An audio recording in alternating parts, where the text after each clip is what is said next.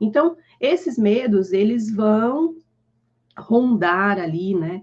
Quem está começando no baralho cigano, mas também para alguns profissionais que já estão lendo e para aquelas pessoas que fazem leitura para os seus parentes, para os seus amigos, tá? Então, o medo, ele é recorrente ali.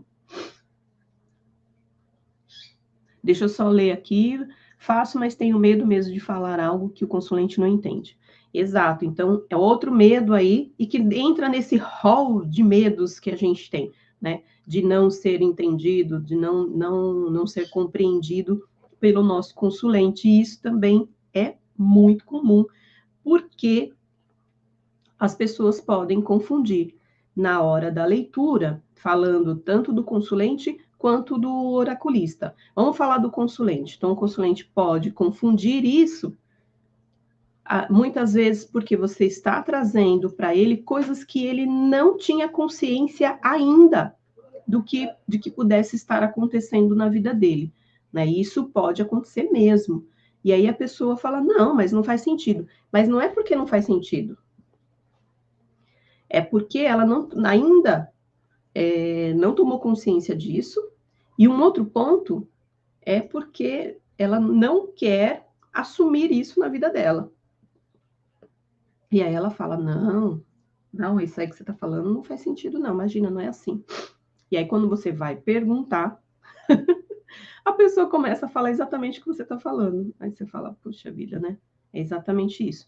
Então, é a dificuldade também de aceitar aquela situação, tá? Então, por isso que a gente precisa estar ali entendendo as nossas cartas, né? Tendo grandes intimidades com a nossa carta, porque somos nós que estamos fazendo a interpretação daquela mensagem para o nosso cliente, né?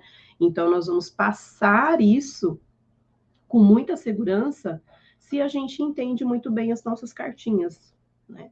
A gente compreende e isso facilita na hora da gente trazer para o nosso cliente. Mas as pessoas, quando nós oraculistas, às vezes confundimos também o significado das cartas. Por quê? Por medo ou por falta de conhecimento. Então, você estudou lá as cartas, mas não tem segurança de interpretar ou de compreender todos os significados que aquela carta traz. Porque você não sabe interpretar, porque você não sabe combinar, não sabe linkar as cartas, e dessa forma você acaba não conseguindo dominar ali, né, a maestria do baralho cigano, né, de você conseguir ter tudo isso num lugar só.